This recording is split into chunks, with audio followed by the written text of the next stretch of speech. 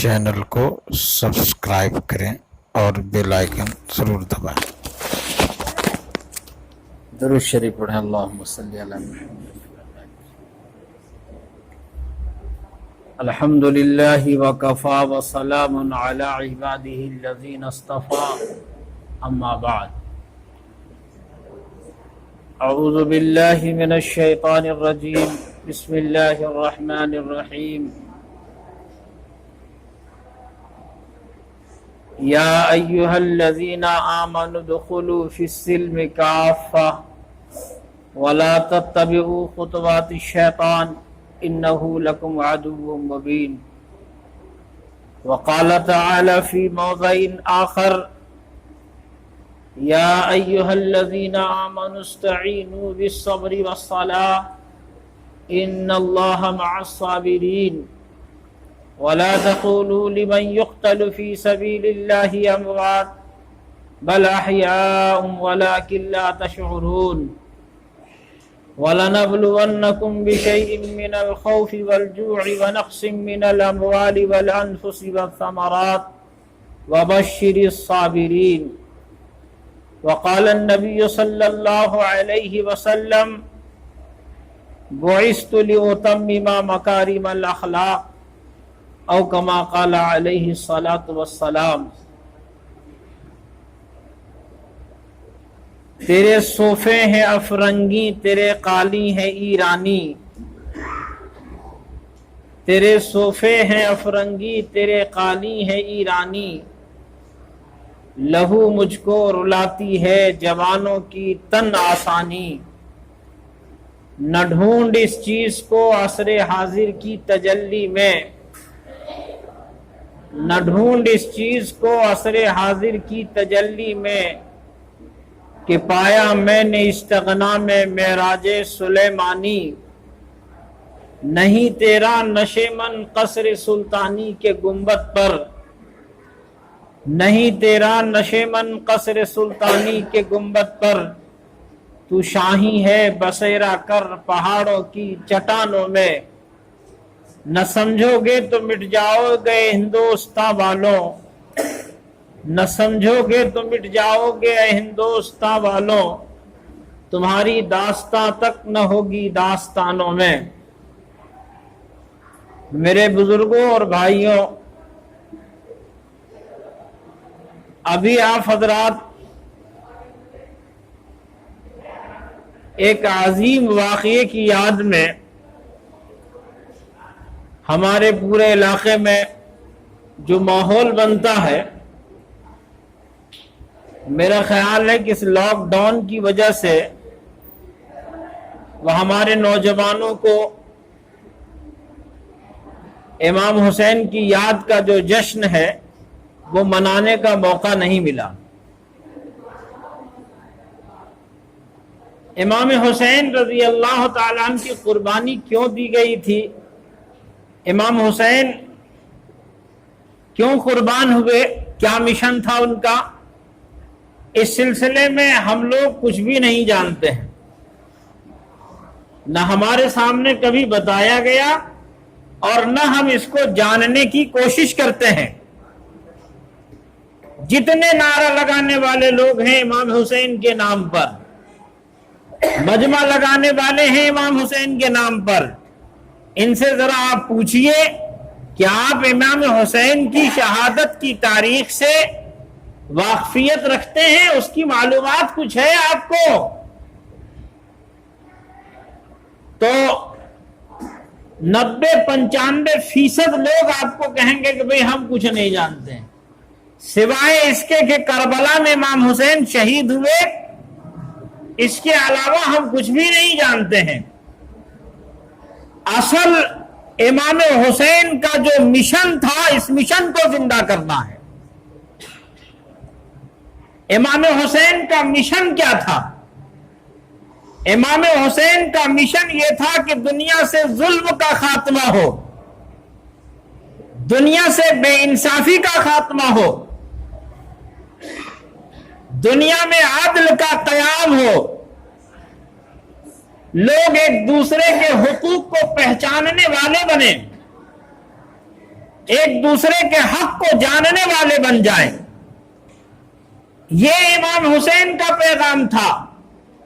اللہ تبارک و تعالیٰ کے جو گھر ہیں دنیا کے اندر، مساجد آباد ہوں، لوگوں کے دلوں میں اللہ اور اس کے رسول کی محبت راسخ ہو، دنیا طلبی کے لیے، مال اور سکوں کے لیے دنیا کے لوگ اپنا ضمیر نہ بیچیں، اس کے لیے امام حسین نے قربانی دی.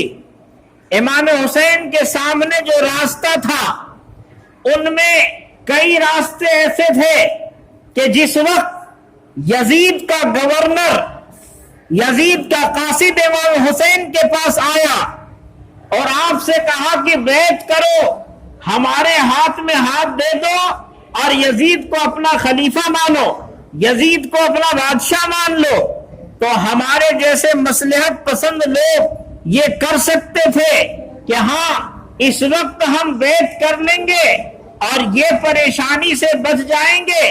جب یزید کا سامنا ہوگا یا ہماری فوج اکٹھی ہو جائے گی، ہماری جماعت مضبوط ہو جائے گی، تو پھر ہم اس کے خلاف بغاوت کر دیں گے. لیکن اصل دنیا کو ایک پیغام دینا تھا، دنیا کو ایک سبق سکھانا تھا، دنیا کے لوگوں کو بتانا تھا کہ حسین کا گھرانہ، امام حسین وہ ہے جو نبوت کے گود میں پرورش پائے ہیں، جنہوں نے محمد الرسول اللہ صلی اللہ علیہ وسلم کے آغوش میں پلا. وہ حسین یہ کیسے کر سکتے تھا کہ مصلحت کی بنیاد پر اس وقت بیعت کر لے؟ دنیا اس کو دلیل بنا لیتی کہ امام حسین نے کربلا سے پہلے یزید کے ہاتھ پر بیعت کر لی تھی، اور یزید اس قابل نہیں تھا، یزید ایسا انسان نہیں تھا کہ جس کے ہاتھ پر کسی ایسے شخص کو بیعت کرنا چاہیے کہ جو اپنے دلوں میں اللہ کا خوف رکھتا ہو، جس کے جسم میں محمد الرسول اللہ صلی اللہ علیہ وسلم کا خون گردش کر رہا ہو. وہ ایسے کیسے کر سکتا ہے؟ اگر ایسا ہو جاتا تو آج دلیل بنا لیا جاتا کہ چاہے ایسے لوگ جو کچھ بھی ہو، لیکن زبان کو بند کر لیا جائے، خاموشی اختیار کر دی جائے اور اس کے خلاف کوئی آواز بلند نہ کرے، اس کے خلاف کوئی بغاوت نہ کرے، اس کے خلاف کوئی میدان میں کھڑا نہ ہو، بلکہ مصلحت کوشی کی نظر سے، مصلحت پسندی کی بنیاد پر گوشہ نشینی اختیار کر کے ہم بھی ہاں میں ہاں ملا دیں. یہ حسین کا کردار نہیں تھا. اس لیے آج سماج کو، آج معاشرے کو، آج سوسائٹی کو، آج کے لوگوں کو یہ مجمع لگانے سے زیادہ ضرورت اس کی ہے کہ ہم حسین کے پیغام کو زندہ کریں. آپ اپنے سماج سے ناانصافی کو ختم کیجئے، اپنے سماج میں عدل کو قائم کیجئے، اپنے ملک کے نظام میں عدل کو قائم کیجئے، انصاف قائم کیجئے. یہ امام حسین کا پیغام تھا. آپ مسجدوں کو آباد کیجئے، یہ امام حسین کا پیغام تھا. کربلا میں امام حسین کہاں نماز پڑھ رہے تھے؟ کون سا مقام ہے نماز پڑھنے کا؟ آج ہم کو بہت سہولت ہونے کے بعد بھی ہماری مسجدیں ویران ہیں. ہماری مسجدیں ویران اس لیے ہیں کہ یہاں نماز پڑھنے والے نہیں ہیں. رہ گئی رسم آزا روح بلالی نہ رہی، فلسفہ رہ گیا تلقین غزالی نہ رہے، مسجد مرثیہ خواہیں کہ نمازی نہ رہے، یعنی وہ صاحب اوصاف حجازی نہ رہے. آج مسجدیں رو رہی ہیں اور مسجدوں میں نمازی کم ہیں، نماز پڑھنے والے لوگ نہیں ہیں، گھروں میں لوگ نماز ادا نہیں کرتے.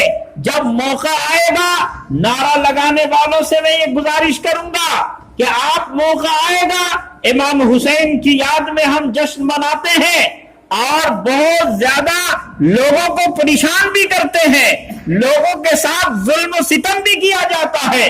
جس حسین نے ظلم کے خلاف آواز بلند کی تھی، اس حسین کے نام پر سماج کے لوگ ناانصافی کرتے ہیں، لوگوں کے ساتھ ظلم کرتے ہیں، زبردستی ان سے چندہ وصولا جاتا ہے اور یہ خیال نہیں کیا جاتا کہ یہ کیسے لوگ ہیں، اس کی مالی حیثیت کیا ہے، اس کی آمدنی کیا ہوگی. اور نہ دینے کے بعد میں نے یہاں تک سنا کہ سماج کے لوگوں نے ایسے لوگوں کو بائیکاٹ کر دیا اور کنارے کر دیا کہ تمہارا हुक्का पानी बंद रहेगा, तुमने मुहर्रम में चंदा नहीं दिया।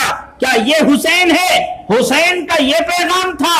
हुसैन करबला के मैदान में आखिरी वक्त है, तमाम के तमाम लोग शहीद हो गए। इमाम हुसैन के साथ जो 72 लोग थे आपके जानिसार, वो सब शहीद हो गए। कहने में तो ऐसा लगता है कि शहीद हो गए, लेकिन जब किसी के बच्चे का जनाजा उठता हो, जब किसी का बेटा फौत हो जाए, फितरी मौत मरे, तो उस वक्त उस इंसान के दिल से पूछिए कि उसके दिल पर क्या गुजर रही होगी। और वो इस पोजीशन में नहीं रहता कि वो किसी से बात कर सके।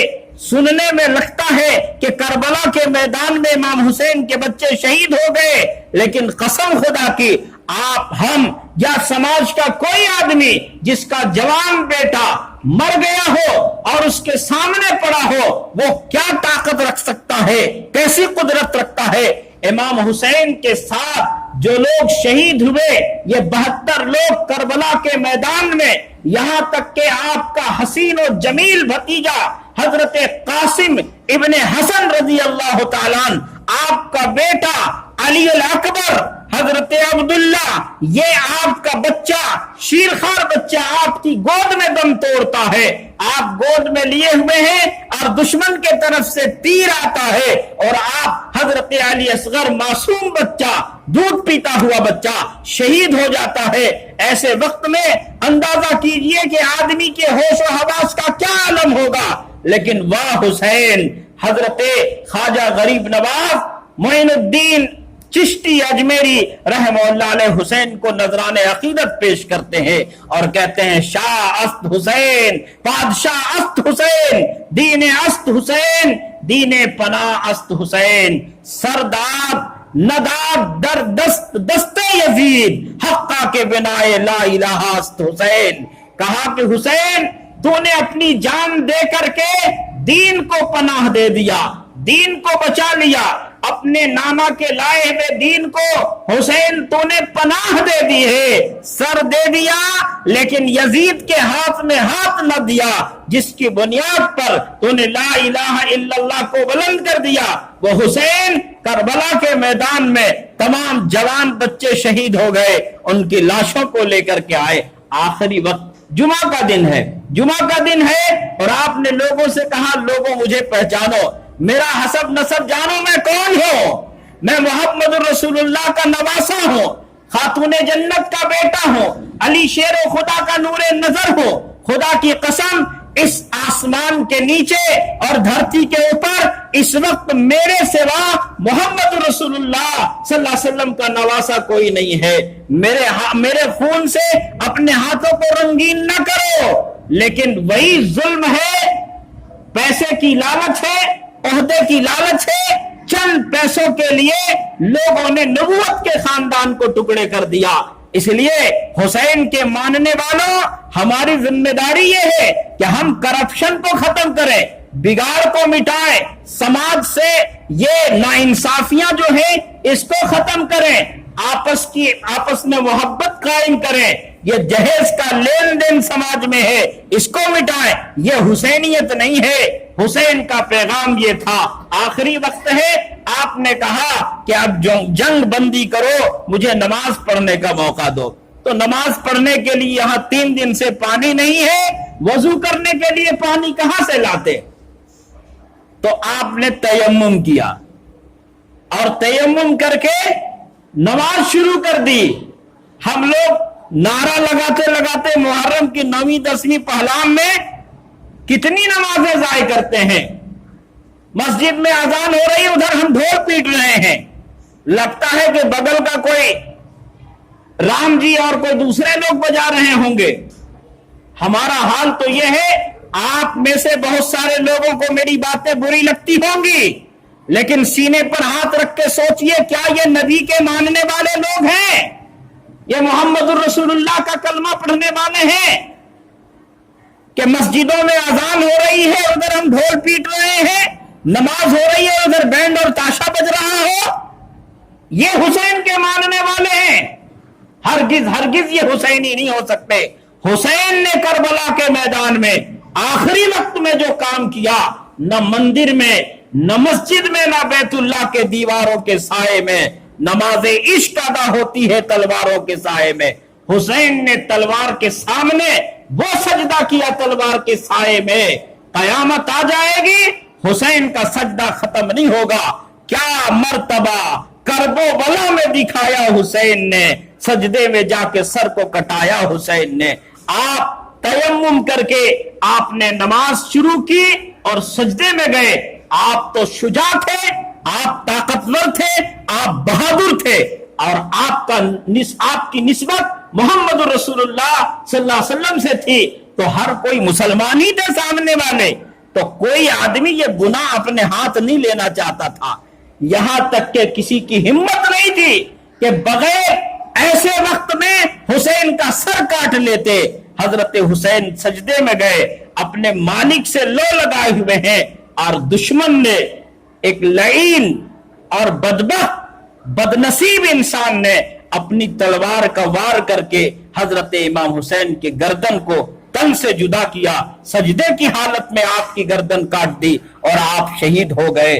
اس لیے حسین کا پیغام یہ تھا، اس پیغام کو ہم اپنے سماج میں بڑھائیں، ظلم کو ختم کریں، ناانصافی کو ختم کریں، محبت کو بڑھاوا دیں، مسجدوں کو آباد کریں، اپنے سماج سے، اپنے معاشرے سے، اپنی سوسائٹی سے جھوٹ کو، غیبت کو، چغلی کو، بد زبانی کو، ان تمام چیزوں کو ختم کرنا یہ حسین کا پیغام ہے۔ اس لیے ماجد دیوبندی نے کہا ان کی نسبت کا تاج رکھتے ہیں، ہر مرض کا علاج رکھتے ہیں، ان کی نسبت کا تاج رکھتے ہیں، ہر مرض کا علاج رکھتے ہیں۔ خوف کیا ہو ہمیں یزیدوں سے، ہم حسینی مزاج رکھتے ہیں۔ اللہ تعالیٰ سے دعا کیجئے اللہ پاک ہم کو، آپ کو اور پوری امت کو سیدنا امام حسین رضی اللہ تعالیٰ عنہ کے نقش قدم پر چلنے کی اور آپ کے دیے ہوئے پیغام کو پر عمل کرنے کی توفیق عطا فرمائے۔ وما علینا الا